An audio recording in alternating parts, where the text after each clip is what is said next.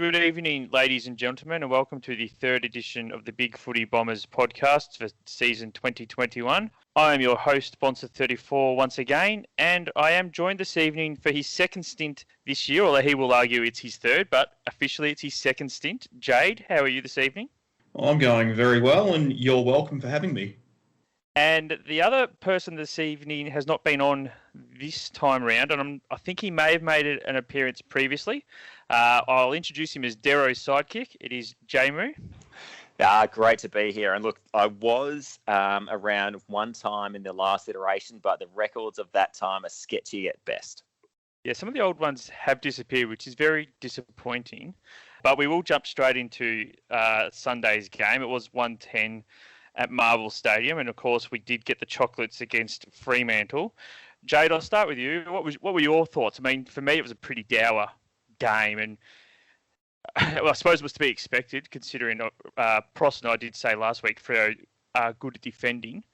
So were you happy with the result, considering it was probably different to a style we've seen from the Bombers for the rest of the year?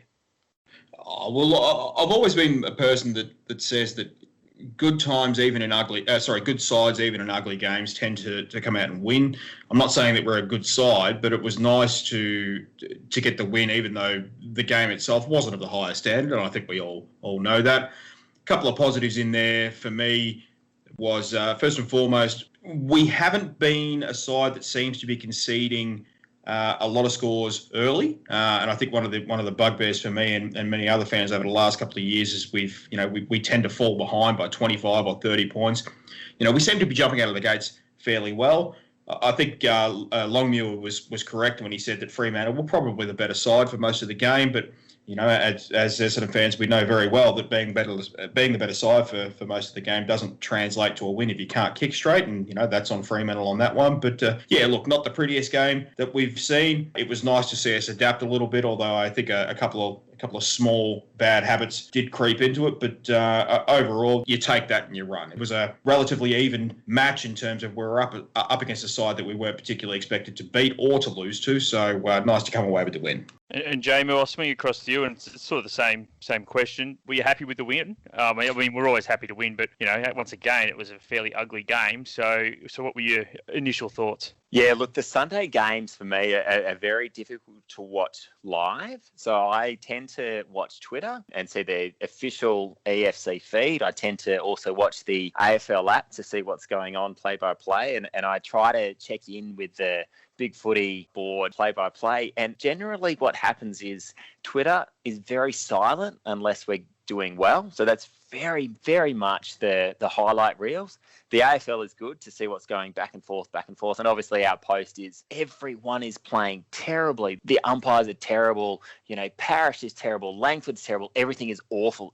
We're playing horribly, horribly, horrible. And then I, get to watch the replay at some point. And we're pretty much right, bang on the money. We were pretty bad, but there was a lot of highlights to watch as well. There's a lot of great things, but it was a really scrappy, horrible game to watch. But it's awesome to be on the winning side of a scrappy, horrible game that's decided by a kick or two, which we've not been there for a long time. And it's usually where we're talking about, but we could have done this and we could have had this, and if not for a call here and blah. But I think for a horrible, scrappy game where we didn't play our best, we still managed to get over the line, which we haven't been able to do that. And for me, that was the best thing about the whole performance. It was a bit shoddy at times, but we got the 4 points, which we usually wouldn't. And, really ultimately, who gives a care about whether or not it was a beautiful game? We got the 4 points where usually the last 3 years we wouldn't have. Yeah, and I think that's definitely something that we should take away from the game is despite the scrappy nature and the ugliness and not being beautiful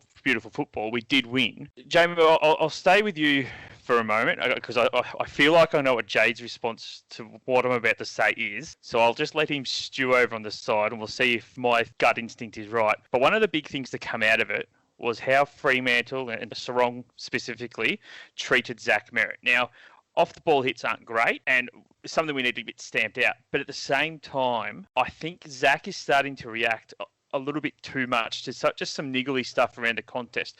Every good player gets tagged and every good player gets niggled. And I think Zach is overreacting. I think he's letting the opposition know that they're getting inside of his head. What do you think? Do you think that maybe he's overreacting, or do you think how he's reacting is justified and, off the ball is off the ball and shouldn't happen?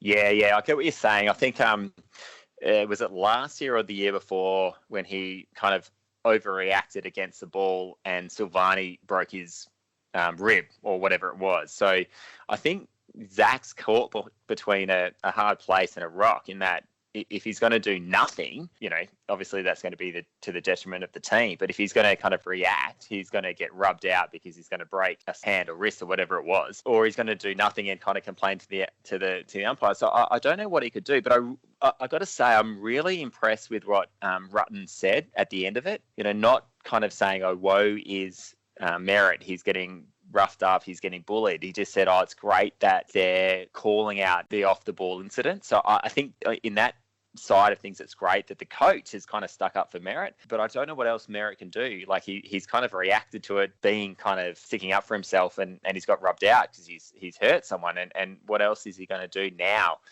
Kind of do the opposite and kind of call for a free kick to the umpire, none of which is really palatable to me. So I think what is encouraging though is when his teammates are kind of flying the flag and trying to block for him and trying to rough up the people who are roughing him up, in the spirit of the game. So I think he's doing the best he can do.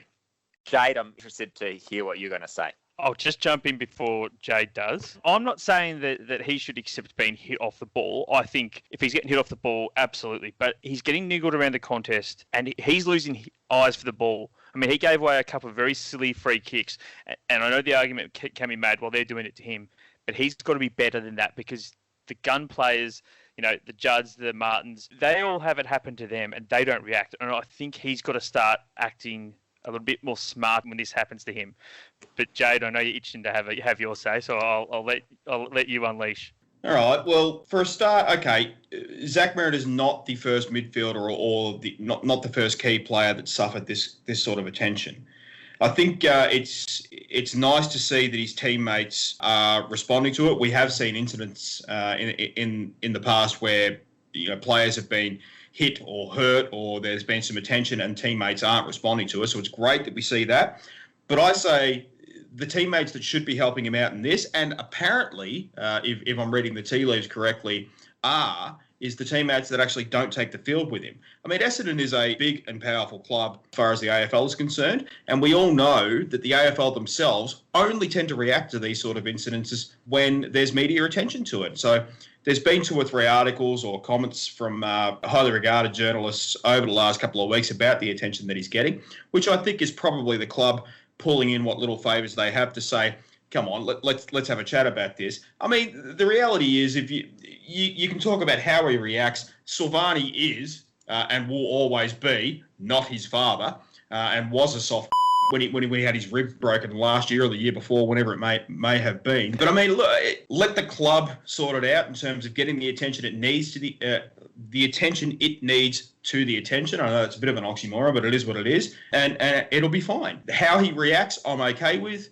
I think it's perfectly okay to respond with an incredulous nature if that's what it is when you're receiving this sort of attention. And I think we all know that he has been receiving, this sort of look in for a lot of games for at least the last 3 years. So yeah, look, I'm not happy about the attention itself, but I am happy that we seem to be at the very least trying to have a look at it. I'll be honest, I thought there was going to be a much bigger rant against Caleb Sarong in there. Do you know what? Don't get me started about Caleb bloody Sarong. I haven't heard any reports of Sarong sliding into DMs like the flog last week was. But look, yeah. I think what Jade has said is bang on, and I think on the other side of the thing, it's pretty cool now that we've got a midfielder. We've got 2 midfielders who attract that kind of attention, and if Zach Merrett gets a lot of attention, then Parrish is going to get 40 possessions and a couple of goals, and then it'll be a time in a couple of weeks, next week or the week, obviously not this week with North Melbourne, but potentially the week after when, they'll put a quality player on Parrish, and then Zach Merrett will get under the leash and get 40 possessions and a couple of goals. So I think it's great that Merrett's attracting that kind of attention, but I also think that Merrett is going to be able to step up for Parrish, because ultimately Parrish is going to get that kind of attention as well in the next couple of weeks. I think one of the other things that pleased me in terms of late hits was Hind got cleaned up as well at one stage. And the first bloke who actually got across was Andrew McGrath. He was straight across and was basically straight into the Freo player. And that was great from a young leader of the club. That's exactly the attitude you want. If someone gets hit, get in there and remonstrate. And McGrath did it. He nearly went too far, but he just pulled back at the right time and made sure that we didn't reverse the free kick, which for mine was perfect. Just on Merrett still, though, Jade, if I can just draw you back to his game for a moment. One thing that I noticed from Merrett was doing around the ground was he was actually standing probably 5 metres back from the stoppage than he normally was. So Sarong was so busy standing, trying to man Merrett and standing away from the contest. And then you had another Freo player trying to cut his run. It actually meant that Freo were playing 1 or 2 players down at the stoppage, because Merrett was still getting involved if the ball came his way, but he wasn't trying to get as in and under as he normally would in that situation. Was that something you noticed as well, or do you think maybe I was seeing things? No, you had it. I actually noticed this at the time, that what it effectively was doing, it was, well, okay, let me rephrase that. One of the complaints after the game was that perhaps Merrett wasn't handling the attention as well as he could. And look, it's valid if you can point to why that is. But the reality was he was consistently keeping himself out of the contest. And the only reason I could find to do that was to help draw the players off him as well. So I think, personally, that is handling the attention well. So, yeah, did notice it. Thought it was a good display from a vice-captain who was putting his own game to the sword, effectively. Wasn't really playing his own best football for the benefit of the team. So did notice it, thought it was a good move. And jmoo, you did obviously already mention him, but I will just bring him up because, again, he had 39 touches, kicked a goal, and every other stat you can think of, he dominated. Darcy Parish, just how good has he been since Dylan Shields' injury? And did you think it was going to be such a silver lining to what was looking like it was going to be a pretty light on midfield when Shield went down? Yeah, look, I'm massively impressed, obviously, but I'll put my hand up and say I'm very surprised at the way that he's stood up. And I've got to say, for a relatively light and a relatively small midfielder, he punches well above his average, and it's great. And it gives me a lot of hope that, our relatively light-fingered midfield can match it with the best of them, because Darcy Parish has just been a revelation in terms of being that big-bodied midfielder clearance machine that we need, and he's been great. Yeah, I'm not laughing because you're saying he's a clearance machine. I am laughing at the big-bodied midfielder part, because I know that'll get a few people talking once they hear it. I'm being deliberately provocative here, Bonza, because you look at the number of clearances that dude can do, and where he puts his body, and he doesn't necessarily need to out-body people, but he can out-body position the opposition very, very well, and it's amazing. And I think once McGrath can now realise that, Parish, who's no disrespect, is a bit of a lightweight compared to the other big-body midfielders. If McGrath can kind of realise that, if Parish can do it, maybe I can do it as well, and throw my weight around a bit more and block. And I reckon we've got a couple of undersized midfielders who can be our big-bodied mids we need. Now, Jade, I will mention a player that I think you're very keen to talk on, and that is, of course, Will Snelling. I was very impressed with him again on the weekend. I'm not sure if people realise, but he was actually, he had 7 tackles, so he was second in tackles, which is, par for the course for him. He actually had the equal amount of clearances for any player on the ground alongside Darcy Parish. Now, Parish had 4 centre clearances, Snelling only had the 1. But around the ground, Parish had 7 for the day, and so did Snelling. How do you think Snelling's going? Is he still one of those bottom 6 in a premiership type players, or do you think, no, he's probably moving into top 15 in the side type thing? If he's bottom 6 in a premiership side, we're going very well. Will Snelling has played very good football now for 15 to 20 games. He is an absolute starter in our best 22. He offers something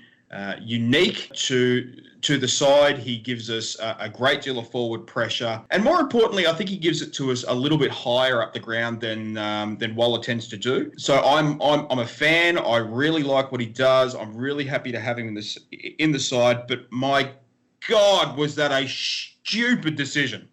6 points up with a minute to go, and the players on the ground are aware of the fact that time is running out. You've marked the ball 35 metres out. Go back, take your 30 seconds, take a shot on goal. If you kick the goal, great. If you don't, probably the result is just the same, putting us 7 points up. That was an idiotic decision to try and move that ball sideways at the time. And I've got to tell you, I'm just as disappointed in Zaharakis in that particular moment. As a senior player, a guy that's played a lot of games of football, has played a lot of close games of football too, to even be calling for that ball. It was just an absurd play. Watching it live, I groaned at the time, head in my hands, thinking that's it. We'll either end up drawing this game or losing it by a point. Silly decision that doesn't mitigate or replace the fact that he's been a very good player for us. I still think he's probably sitting inside our top 10 for BNF at the moment, but Jesus, I don't think I'm alone in expressing a little bit of frustration in that second of madness there. Yeah, look, I'm gonna call you. I agree with what you say, but I'm gonna stick up for David Zaharakis here. And I think I get 100% what was going through his head. So this dude is at the twilight of his career. His number one highlight reel is kicking the winning goal in the rain on Anzac Day back in, 2009? 2009. And he kicked the winning goal on the siren. And now he's at the twilight of the career. He sees the opportunity. He's been chasing that dragon ever since. He sees the opportunity. He's going to do it. He's an addict, and I get it. And I'm not going to hang him to dry because he's calling for the goal on the siren. God love him. If that's the case, and I don't think it is, if that's the case, I would suspect he's played his last game for us now. Oh, 100%. I don't disagree with you. This is what's going through his head. He's got that feeling, and he's going, I'm going to do it again, and we're going to win the game. I think he did it again on Anzac Day a couple of years later. He did win an Anzac Day medal, but I think my thought at the time was he was thinking to himself, this is my first game back. I haven't done anything. I need to do something. I need to get my hands in the ball. I'll take control here. So I think you and I are probably thinking similar things there, jmoo. But yeah, it was not a great decision to call. But Snelling is not an 18-year-old playing his third game of AFL. This is his second club. You know, he really should have been able to think that one through a little bit better than he did. At the end of the day, it didn't matter. And it's definitely something that will never happen again if Will Snelling has his hands on the ball in that same situation. So I think it's one of those ones we just sort of learn from and move on. The other player that we'll talk about, jmoo, and I'll go to you first this time, is Harrison Jones. Now, he did kick 2 goals in the first, 5 minutes of the game, it felt like. Had about 3 touches for the rest of the game. But having said that, he's a young, developing key position forward. Is he one of the more exciting key position forward prospects we've had for a very long time? I mean, obviously we had... But outside of, is he the most exciting we've had, nearly 20 years as a key position forward for Essendon? Oh, 100%. I think Harrison Jones is the guy that I will watch when I'm fortunate enough to be able to go and watch games live, that I'll watch him again and again and again. I missed his whole career last year because I really couldn't attend any games, and it was all a bit tedious to watch games on TV. So I'm not sure how he did or what he developed last year, but this year to watch him at games, he runs, he leads, he presents, he does everything you want a 5th or 6th year key forward to do. And he just does it again and again and again. And I reckon he is the most exciting, the most important player we have on our list. And he is the one that I would, if I had a duffel coat, I would put his number on it. If you had a duffel coat, that is a flashback to the 70s for anybody out there listening. But I think, in all seriousness, I think every time that anyone laments what's going on in our forward line, you just got to look at Harrison Jones. And if you're fortunate enough to go to a game and they don't let you see it on TV, but he will run. So every single time they show the ball in the forward line, he has run out from the goal line to the 50-metre line, and he'll run back, and he'll come back, and he'll come back, and he'll go forward, and he'll go back. And he runs and runs and runs and presents and presents and presents. So every time he goes up for a mark, he will have done an effort of, 4 of those. And so when he gets a mark, he has just earned it. And what he does and what he presents to the forward line, regardless of how many goals he kicks, and he's done a lot of goals and he's done a fair amount of marks over the last couple of weeks as well, but he has gone over and above to bring everything together for what we want this forward line to be. So unless he is desperately needing a break, he is the 100% linchpin for our forward line, and I'm 100% an unabashed fan of Harrison Jones, and I will fight anybody who wants to drop him or rest him. Now, I know that we've definitely got a big fan of Harrison Jones on the other side of this podcast, so Jade, once again, feel free to unleash on your love for this man. All right, Jamie, step aside. I've got this, all right? Okay. Harry Jones makes me so moist, I've got Gumby sending me messages saying, is there someone else? This kid, his efforts in terms of when he doesn't have the ball in his hand is absolutely incredible. He is constantly thinking his way through what his next move is going to be. You will see him constantly dropping back deep into the forward line and then finding a new way to lead, a new way to drop off his defender. He's kicked, and I am guessing at the moment, it would be 7 or 8 goals for the year. It's not really a lot at the moment, but you are looking at a player that is heavily invested in his side, is very much working on his craft at the moment, and is clearly a very, very talented football player. This is my favourite guy to go and watch at the football at the moment. I am super keen every time I rock up just to see this guy play. And Harry, I would swipe right, mate. It's so true. It is so true. He's the guy that you want to go and watch. And it doesn't matter who gives a rat's at the moment how many goals he's kicked. And he's kicked a significant amount.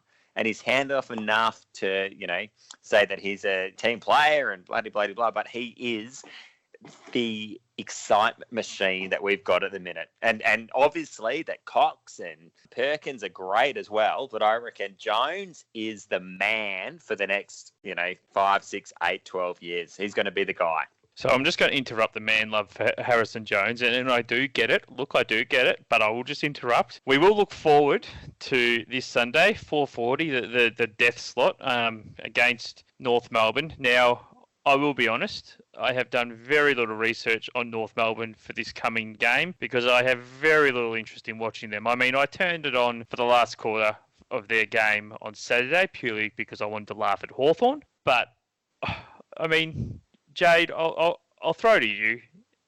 Are you going to this game? I'm not going to make the drive down because I just don't care about North Melbourne. I just can't find it in me to go and watch them play because they are such a poor team at the moment. And if we lose this, it would just be a real kick in the guts. I mean, it would literally feel like we've gone backwards if we were to lose this game.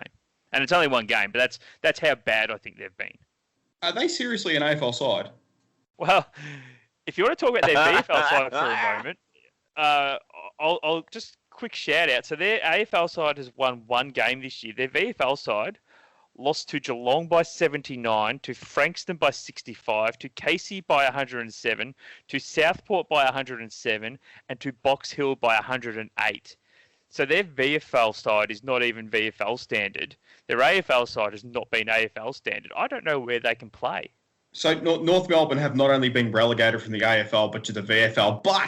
But I will give them a slight shout out here, and that is after losing 20 straight games, they still managed to beat that absolute truck of a side in Hawthorn, and God, don't they deserve that.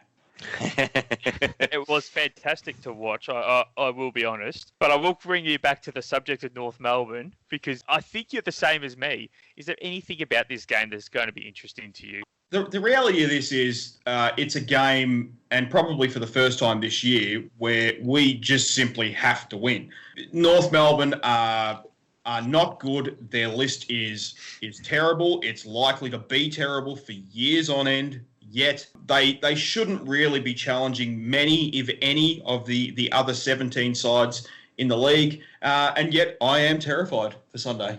And look, I've got to say I love Ethan's reviews that he does, and I never, ever, ever participate in his polls about who's going to win, and I never, ever, ever comment because I always think now it's bad karma. But I was very tempted this week to point out the fact that we've won 5 out of the last 5, and we're 5-0. And I didn't. And I'm not going to now, obviously, because I think it's bad karma. But I agree, 100%, Jade. If we do not smash North Melbourne by a significant margin, I think I'm going to have to reassess where we are and where Truck is heading, because that's where we should be at right now. Harry Jones will save us. North Melbourne's leading goal scorer for the year is Nick Larkey with 11, and then Jade Stevenson with 10. In comparison, we've got 1, 2, 3, 4 players with 10 or more, and 2 of those have scored 20 plus, which are McDonald, Tipperwoody, and Hooker with 22 each. Stringer's got 12. Stringer's only played 6 games, and he's scored more than anyone on North Melbourne's list. But that's quite funny because I would say that, Stringer's injured, Tipper's out of form a little bit, Hooker's badly out of form. So where are our goals coming from? I think you're fairly stiff to say Tipper's out of form. He kicked 2 on the weekend. I think he might have only got 1 last week, but he got 3 or 4 the week before against Carlton. I think you're stiff to say he's out of form. Such is the expectations of Waller. Yeah. Good point. Fair point. Well, I think that's about all the time we're going to spend on the North Melbourne game until next week, because I'm already starting to feel like I'm going to nap here. So jmoo, we'll move off the games just for the time being, and I'll ask you something straight off the top of your head. Who do you think will be the captain of the Essendon Football Club round 1, 2022? Will it still be Dyson Heppell, or will it be somebody else? This is an excellent and a very controversial question. I hope it won't be Dyson Heppell.